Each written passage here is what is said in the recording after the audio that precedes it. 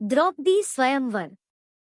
स्वयंवर सभा में अनेक देशों के राजा महाराजा एवं राजकुमार पधारे हुए थे। एक ओर श्री कृष्ण अपने बड़े भाई बलराम तथा गणमान्य यदुवंशियों के साथ विराजमान थे। वहां वे ब्राह्मणों की पंक्ति में जाकर बैठ गए। कुछ ही देर में राजकुमारी द्रौपदी हाथ में वरमाला लिए अपने भाई धृष्टद्युम्न के साथ उस सभा में पहुंची। धृष्टद्युम्न ने सभा को संबोधित करते हुए कहा, हे विभिन्न देश से पधारे राजा महाराजाओं एवं अन्य गणमान्य जनों, इस मंडप में बने स्तंभ के ऊपर बने हुए उस घूमते हुए यंत्र पर ध्यान दीजिए। उस यंत्र में एक मछली लटकी हुई है तथा यंत्र के साथ घूम रही है। आपको स्तंभ के नीचे रखे हुए तैलपात्र में मछली के प्रतिबिंब को देखते हुए बाण चलाकर मछली की आंख को निशाना बनाना है।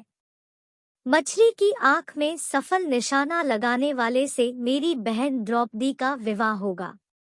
एक के बाद एक सभी राजा महाराजा एवं राजकुमारों ने मछली पर निशाना साधने का प्रयास किया, किंतु सफलता हाथ न लगी और वे कांतिहीन होकर अपने स्थान में लौट आए। इन असफल लोगों में जरासंध, शल्य, शिशुपाल तथा दुर्योधन, दुशासन आदि कौरव भी सम्मिलित थे।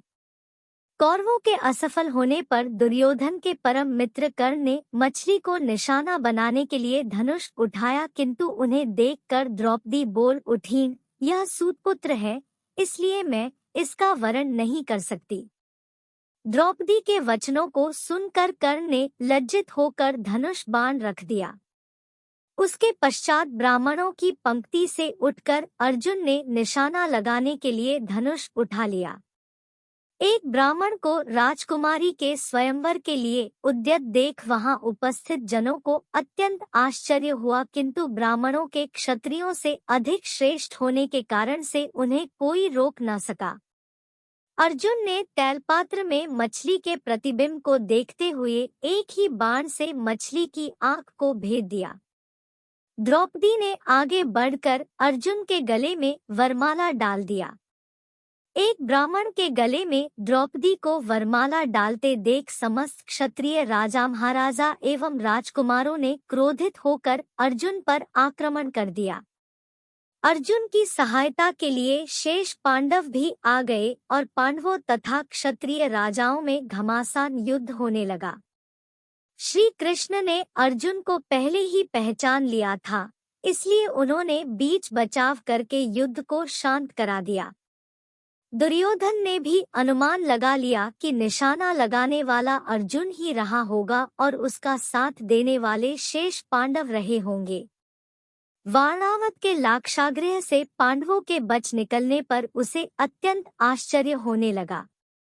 पांडव द्रौपदी को साथ लेकर वहां पहुंचे जहां वे अपनी माता कुंती के साथ निवास कर रहे थे।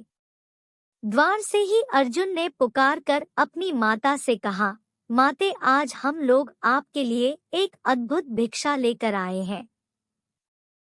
उस पर कुंती ने भीतर से ही कहा, पुत्रों, तुम लोग आपस में मिलबांट उसका उपभोग कर लो। बाद में यह ज्ञात होने पर कि भिक्षा वधू के रूप में है, कुंती को अत्यंत पश्चाताप हुआ, किंतु माता के वचनों को सत्य सिद्ध करने के लिए कुंती ने पांचों पांडवों को पति के रूप में स्वीकार कर लिया। पांडवों के द्रौपदी को साथ लेकर अपने निवास पर पहुंचने के कुछ काल पश्चात उनके पीछे पीछे कृष्ण भी वहां पर आ पहुंचे। कृष्ण ने अपनी बुआ कुंती के चरण स्पर्श करके आशीर्वाद प्राप्त किया और सभी पांडवों से गले मिले। औपचारिकताएं पूर्ण होने के पश्चात युधिष्ठिर ने कृष्ण से पूछा, हे द्वारिकाधीश, आपने हमारे इस अज्ञातवास में हमें पहचान कैसे लिया? कृष्ण ने उत्तर दिया, भीम और अर्जुन के पराक्रम को देखने के पश्चात भला मैं आप लोगों को कैसे न पहचानता। सभी से भेंट मुलाकात करके कृष्ण वहां से अपनी नगरी द्वारिका चले गए। फिर पांचों भाइयों ने भिक्षावृत्ति से भोजन सामग्री एकत्रित किया और उसे लाकर माता कुंती के सामने रख दिया। कुंती ने द्रौपदी से कहा, देवी, इस भिक्षा से पहले देवताओं के अंश निकालो। फिर ब्राह्मणों को भिक्षा दो। तत्पश्चात आश्रितों का अंश अलग करो।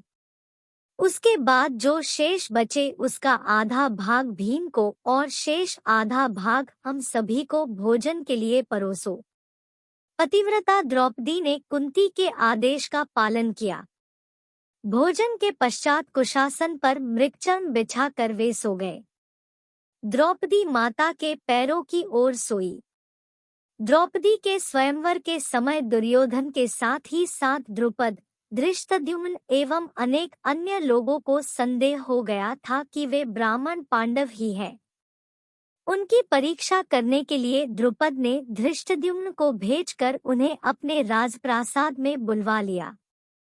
राजप्रासाद में द्रुपद एवं धृष्टद्युम्न ने पहले राजकोष को दिखाया, किंतु पांडवों ने वहां रखे रत्नाभूषणों तथा रत्नमाणिक्य आदि में किसी प्रकार की रुचि नहीं दिखाई। किंतु जब वे शस्त्रागार में गए तो वहां रखे अस्त्र शस्त्रों उन सभी ने बहुत अधिक रुचि प्रदर्शित किया और अपनी पसंद के शस्त्रों को अपने पास रख लिया। उनके क्रियाकलाप से द्रुपद को विश्वास हो गया कि ये ब्राह्मण के रूप में योद्धा ही है। द्रुपद ने युधिष्ठिर से पूछा, हे आर्य, आपके पराक्रम को देखकर मुझे विश्वास हो गया है कि आप लोग ब्राह्मण नहीं हैं।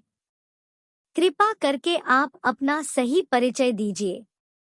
उनके वचनों को सुनकर युधिष्ठिर ने कहा, राजन, आपका कथन अक्षर सत्य है। हम पांडुपुत्र पांडव हैं। मैं युधिष्ठिर हूँ और ये मेरे भाई भीमसेन, अर्जुन, नकुल एवं सहदेव हैं।